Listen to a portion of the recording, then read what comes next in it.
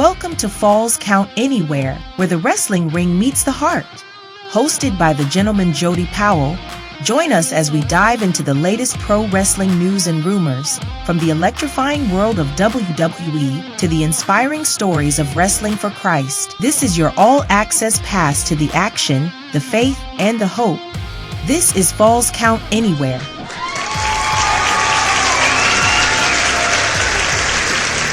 Hello, wrestling fans, and welcome to Falls Count Anywhere. I'm your host, the gentleman Jody Powell. With me, as always, is my good buddy, the mad scientist, Mike Buchanan. But, as you can see, we've got a third participant in Falls Count Anywhere. He is the original player, Benny Scala. How are you, Benny? Guys, I am honored to be here. Oh, man, we're honored to have you here. Benny, tell us a little bit about the podcast that you do and kind of how you got involved a little bit in terms of the wrestling and the fandom of professional wrestling. Well, you know what happened about 5 years ago? Well, I'll backtrack to December of 2017. I actually had Christmas dinner with Bruno Sammartino. It was his last Christmas. And I was friends with a gentleman named JP Zarka, who owns the Pro Wrestling Stories website, and he said, you really should write about that. And I did write about it, and my first of actually 34 stories that I have published now. But I got invited on a podcast. It was called Wrestling with the Future, and I guess they liked me because they said, do you want to be a regular? And I said, well, or semi-regular. And I said, sure. And so after a while, the guy who ran the podcast wanted to get into a lot of non-wrestling stuff like mobsters and conspiracy theories. And Dan Sebastiano, who was also on the show with me, we wanted to just do wrestling. So we kind of branched off. Our first episode was January of 2021. So we're over 4 years in. Nice. And I think we did episode number 221 tonight. Fantastic. Now, where can we find your podcasts? Well, it's on any Dan and Benny in the Ring is on any audio, Spotify, Podbean, iHeart, and then we're on the Monty and the Pharaoh YouTube channel under Dan and Benny in the Ring. Very blessed. I mean, for a couple of nobodies who started out with a laptop and a microphone, we've actually charted in 7 different countries. Oh, that's awesome. That's amazing. I think Mike and I can relate to a couple of nobodies with a microphone and a camera, right, Mikey? Pretty much. You preached that Danny Davis.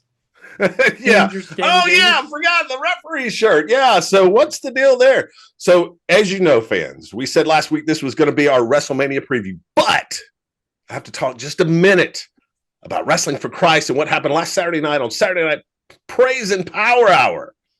Yours truly was a special guest referee, and we saw new tag team champions as Perfect Vision was able to get a very rhythmic count of 1, 2, 3 over the Foundation, if I do say so myself. But that's all Wrestling for Christ. If you missed that, go to the YouTube channel at Wrestling for Christ WFC. Check that out. It's coming on again Thursday night as well at 9 o'clock on Abundant TV. So let's get to our WrestleMania preview, fellas. What I thought we would do real quickly is just run down the card and give some predictions. We'll pay some bills, go to the break, get a commercial in, come back. I want to talk about the build-up to WrestleMania because Mike and I have said it before. Benny, I think you would agree it's been a little lackluster. What do they need to do? What's going to happen in the next 10 days or 5 days? We're at 5 days. If this is Monday, oh my goodness. And then we're going to talk about swerves because it's not WrestleMania without swerves. What do we think is going to happen? We want to know what you think is going to happen, fans. So right here down below, send us an email. Let us know what you think is going to happen. We'll talk about it after WrestleMania. But let's go through the card real quick, fellas, and see what we think. Let's start with apparently the main event because none of these guys won the Royal Rumble, but apparently they're going to be the main event. I always thought the main event was for the Royal Rumble winner. What do I know? Roman Reigns, CM Punk, Seth Rollins. Benny, who you got? I have CM Punk because, number one, it is his first WrestleMania main event, and also because he has the wise man in his corner. I'm not a big fan of three-way matches, but I think if any three wrestlers could actually make it watchable, it's these three guys. Yeah, I would agree with that in terms of the match. Mike, who you got? Seth freaking Rollins. Okay. Okay. Any particular reason or just because he's Seth freaking Rollins? I think from that beatdown that he applied to Punk last Monday Okay. on Yeah. Raw. It was interesting too, the dynamic between the Wise Man and Seth Rollins last Monday on Raw. A lot of people, I think I've heard Bubba Ray Dudley talking about, the Wise Man turning on both Punk and Reigns. I don't see that happening, but I'm going to have to agree with you, Mikey. I got to go with Seth freaking Rollins as well, Wow. mostly because it's the least predictable, and I kind of feel like that's where they're going with this. So I don't know. We'll see. WWE Championship, Cody Rhodes, John Cena, the retirement tour. Benny, what do you think, buddy? Yeah, I think I'm gonna go with Cena. But number one, a couple of his promos have been epic, really, really good. But he never, in my opinion, never really connected the dots because he's massacring Cody. The next week he starts talking about how the fans let him down. He never connected the dots to why he attacked Cody. But I think he's going to win. I think they're going to write him off TV for a little bit because the storyline is he's going to win the title and then bring it home and retire with it. And I think he actually is going to disappear for a little bit, but I think he'll come back before SummerSlam. Yeah, yeah. I'm going. Unfortunately, I'm going Cena too. I think that's going to happen. I do think he'll drop that title in a forced defense at SummerSlam. I'm not sure who to, but I think it's going to happen at SummerSlam. Mikey, what do you think, buddy? The American Nightmare. Sticking with the title, huh? Not gonna ride out the Cena retirement story, are you? Well, that's more hope than anything else. But you're just. I may talk about that a little bit later in this program. You're just a Ric Flair mark, not wanting to see the record fall. I know you, pal. How about the other? I will proudly claim that. I hear you. I'm not against that. How about the other world title? Gunther, Jey Uso. It just got interesting after last Monday night. After Jay's finally he showed up and actually got me interested in this with that promo. Benny, what do you think? This one actually makes me very sad because I'm not usually a heel fan, but to me, Gunther is one of the most talented wrestlers I've seen in many, many a year. I've said it before on my show that you could put that man in a time machine, ship him off to Mid-South in 1977, or Portland in 1979, or Amarillo, or anywhere, and he would be a top draw anywhere. He is probably, to me, the best thing I've seen in about 20 years. And I have nothing against Jey Uso personally, but, to me, he's like an average wrestler. His mic skills are at best average, but you're going to give somebody the championship because he's got a catchphrase and an entrance. Yep. And I think that's just a very sad reflection on what wrestling has become. Yeah. 100% agree with that. I'm going with my heart here. I do think they'll put the title on Jay, but I'm with you. I hope it's Gunther. I really, really do, for all of the reasons you said. Mikey, what do you think, my man?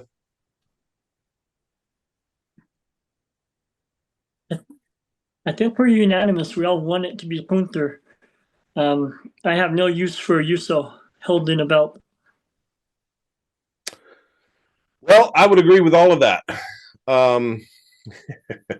Let's skip a couple here because I don't want to run out of time. Let's get to one that I definitely want to cover, and that is the United States title match. Little did I know the U.S. title is actually being defended. LA Knight and Jacob Fatu. I don't know. Maybe I was just paying attention to SmackDown. I don't know when that happened, but we can cover that in our build-up discussion. But I on paper, I like this matchup. Benny, what do you think, man? Yeah, I do too. I think it's going to be one of the better matches of the weekend. I do expect to see Jacob Fatu win the match. And I'm kind of thinking he might turn babyface because I do believe he's going to get some guff from Solo Sikoa. Mm-hmm. Yep. Yep. Mikey, what do you think about old Mr. LA Knight? Yeah. And Fatu. Yeah, I'm a fan of the night. However, Fatu, I think, like Benny just said, is on the way to a face turn. But it wouldn't surprise me if it came about because Fatu wins it because Solo and Tonka interfere and cost Knight the title. Okay. I'm gonna disagree only because of something we're gonna talk about later. I'm going LA Knight, and I'll tell you why in just a little bit. Let's do one more. Let's do a couple more. Intercontinental match. Oh, jeez. Who's not in this match? Braun Breaker, Penta, Dominic Mysterio, Finn Balor. If anyone says Dominic Mysterio, you're automatically kicked off the show. Benny, what say you, my man? I'm actually going to say Dominic Mysterio. Really? No. Yeah, I mean, do I want him to win? Absolutely not. But do I think that's what they're going to do? I think they're going to do that, and I do think that I think he might turn because one of them is going to turn. It's going to result in the destruction of Judgment Day. So yeah, that'll be no more, and it'll be. And then I'll start feuding with Finn Balor. Yeah, Mike. I know you loved hearing a Mysterio picking up a title. I love Braun Breaker. To me, like they should keep Braun Breaker strong, and this should be a no-brainer. And 4 people is way too busy, by the way. Absolutely. What do you think, Mike? So there are things I want to see happen, and we've talked about some of them already.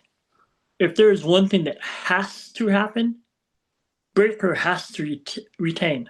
Yeah. There's no way any of the 3 of them, or in a 3-on-1 handicap match, should legitimately beat Braun Breaker. I agree. Breaker has to win. Well, it is WWE, so Breaker doesn't have to win. He would have to win pretty much anywhere else. I agree with all of that. I don't. I could see the scenario Benny's laying out though for Dominic and Finn Balor. My fear absolutely. there. Yeah. Yeah, but here's what it would do. It absolutely take away any legitimacy the Intercontinental title has built because, I mean, Dominic Mysterio is just, and it's because of creative. They've built him as kind of, they built him like the Miz. And, he's the lackey. He's the one that gets pinned. He always takes the fall. He's not loved like Zack Ryder was when he won the Intercontinental title. So yeah, it would be a terrible mistake to put it on him, but that's why I see them doing it. but yeah, I'd love to see Braun Breaker get a long title run here, set himself up the way the Intercontinental Championship was supposed to be for a world title match. That's supposed to be what it does. Back in the day when it was Patera, Morocco, Valentine, those are Savage, Tito Santana, they were next in line. Yeah. These other 3 can't be anywhere near the front of the line, and he's got to be Breaker. I use the Bruiser Brody test to judge any wrestler's credibility. Could I see Dominic Mysterio in a match with Bruiser Brody, and would it be believable? And of course, it's absolutely not. No way. Let's do one more. But it would be fun to watch. It'd definitely be fun to watch. I'm skipping all the ladies out of a professional courtesy to Mike because he loves the women's division, don't you, Mikey? But let's do Logan Paul and AJ Styles. Benny, what do you think, my man? I think this will be one of the better matches. 2 phenomenal workers, not to of course AJ is phenomenal, but I do think at this point in his career, and boy, he's had a great career. I think he's now become the passer of the torch, and I think he gives the rub to Logan Paul. Yeah, I 100% agree with all of that. Mike, what do you think? Well, if you 2 are one way, I have to be the other way, don't I? No, seriously. Logan Paul to me is a performer, and I don't mean in-ring performer. I mean, he's a social media star that people are trying to put over and force on the unsuspecting and unwilling fans of the WWE. Paul shouldn't win. Well, now I agree with everything you said, but I also think he has done incredible work in the ring. I do think this is a torch pass moment. I don't see any reason for AJ Styles to go over. I think Logan Paul does. Right, wrong, or indifferent. That's the way I think it's going to go. What do you say we take a break, boys, and pay some bills? And we'll be back, fans, with a little bit of WrestleMania build-up talk and what you're waiting for. Our swerve predictions. We'll be back after these messages. Hello, everyone. The gentleman Jody Powell here. And Easter is coming. Now, whether you like to do Easter baskets or you just enjoy giving a nice gift to family and friends on Easter, give them this. Feeling Down, Look Up. Written by my good buddy, the mad scientist, Mike Buchanan. This is a fantastic devotional. One of the best devotions that I have ever read. There's places in the book to make notes for those epiphany moments that you have while you're reading the devotional. Go to Amazon, order it today, look it up, Feeling Down, Look Up by Mike Buchanan. Don't give your friends and family those Reese's peanut butter eggs. Give them this. Send me the peanut butter eggs. Those things are delicious. Welcome back, fans, to Falls Count Anywhere in this WrestleMania preview special. And speaking of special, we're here with a special guest, Benny Scala, the incredible mind of professional wrestling. And if you want to check out Benny's podcast, then go to our YouTube channel, because I'm going to have him send me the links for all of them where you can find them. And I'm going to put them in the description for this episode. So check us out on YouTube. And while you're there, kick that subscribe button. We need some more subscribers. All right, fellas, let's talk about this build up to WrestleMania, or the lack thereof. Benny, what do you think we've seen so far from the WWE? Yeah, definitely. You use the word lackluster. The road to WrestleMania has a lot of potholes in it. Usually by this time, by a couple of weeks out, I'm hooked.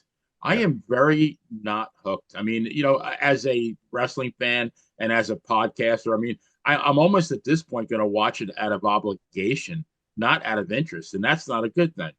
No, it's not a good thing at all, and I'm kind of the same way. I'm going to watch it, okay, fine, and I'm going to know the matches because I can find them online. But man, I don't know why I should be interested in a lot of them, and it just seems to me, Mike, that WWE has not done a very good job not only building interest for these matches, but having backup plans. I mean, we're looking at Randy Orton and the Kevin Owens situation. Unless it was solved on SmackDown, which our show is recorded before that, as everybody knows, unless it was solved on SmackDown, which it better have been, we don't even know who Randy Orton's going to face.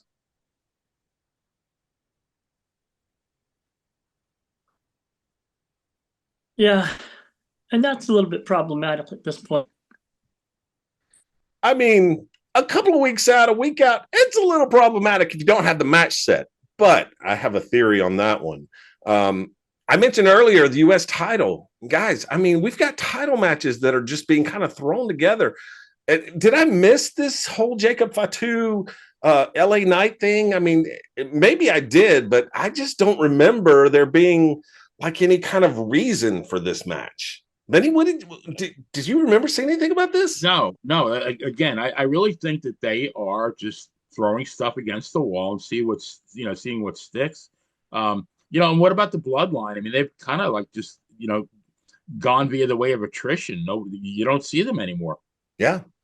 We haven't seen Solo, which could tell us something. Whichever Tonka truck is. Oh, Beavis and Butthead, Tonga Loa, yeah. Right. We haven't seen these guys now. That there may be a reason for them, a slow play or keeping them off TV or everything. But yeah, last year it was all about the bloodline. Even coming into this year, we had The Rock and Cody Rhodes. That whole story, that weird interaction of Rock wanting to have the soul of Cody Rhodes. I never got an explanation of what that meant. And we never had, as you mentioned earlier, Benny, we never had that connection between John Cena, The Rock, Cody Rhodes. The Rock's been the missing link in all of this. Right. And where's he been? I mean, it's a terrible buildup.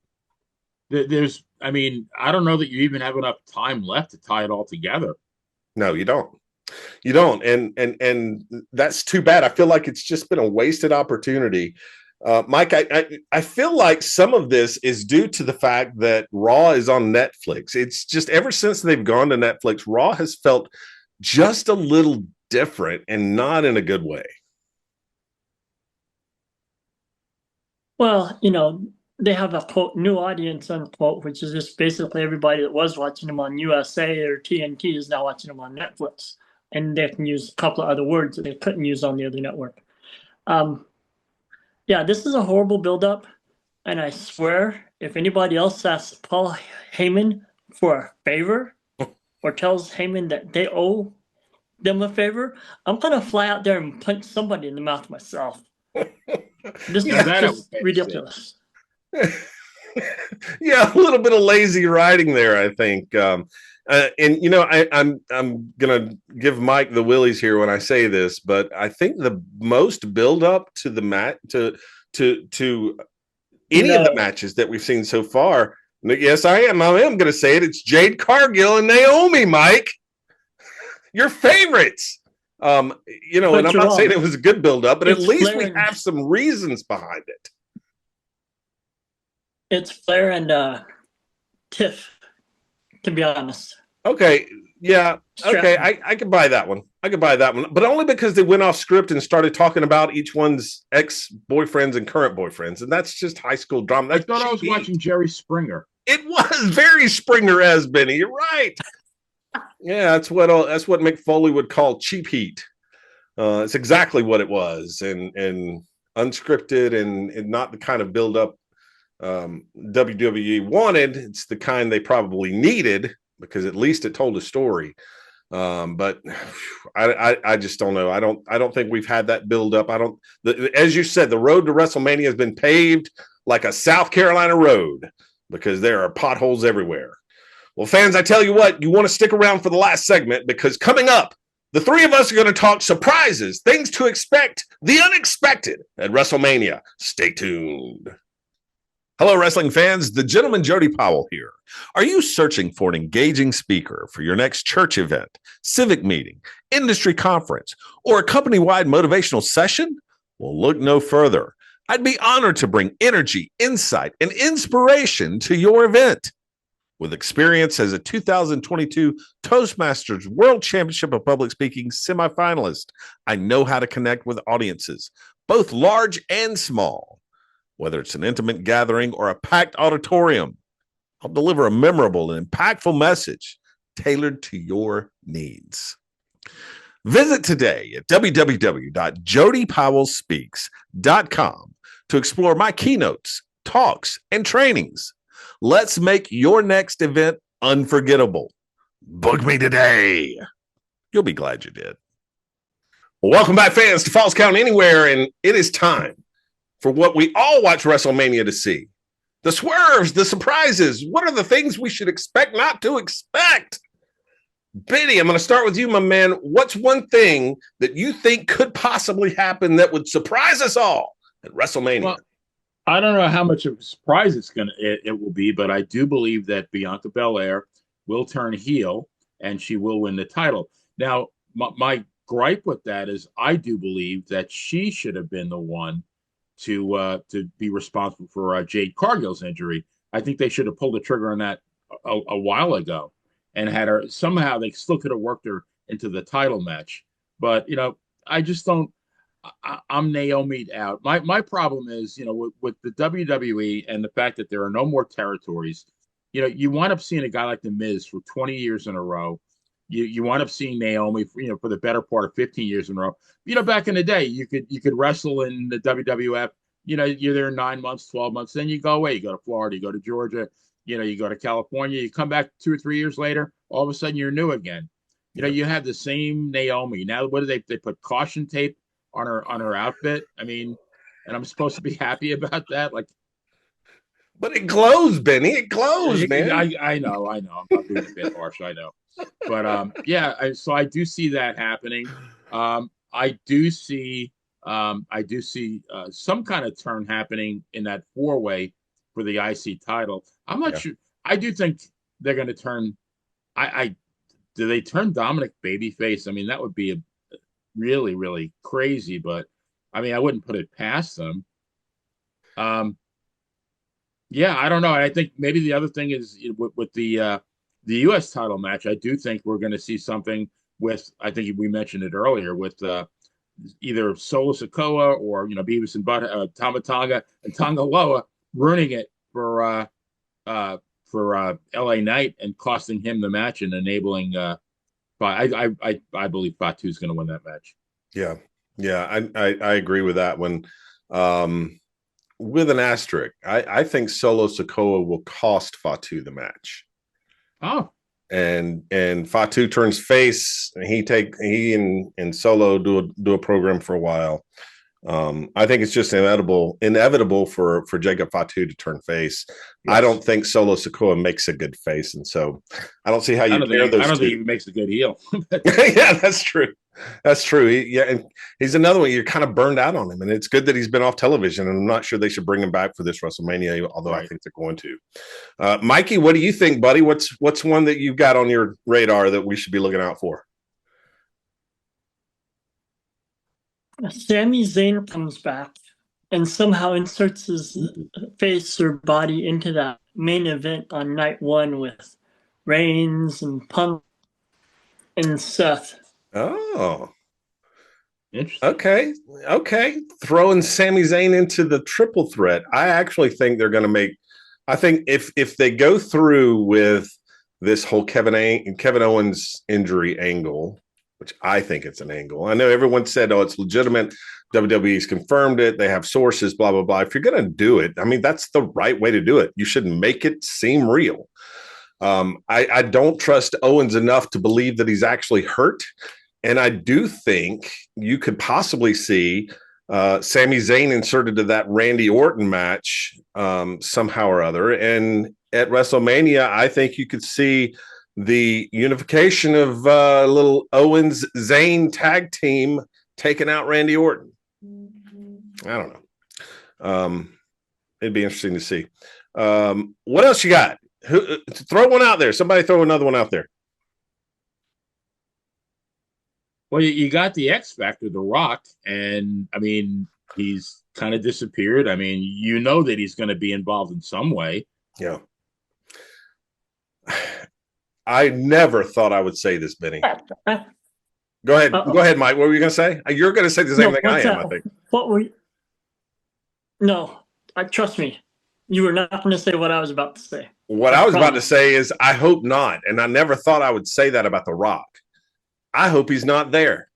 I'd rather him not be because there's no reason for him to be.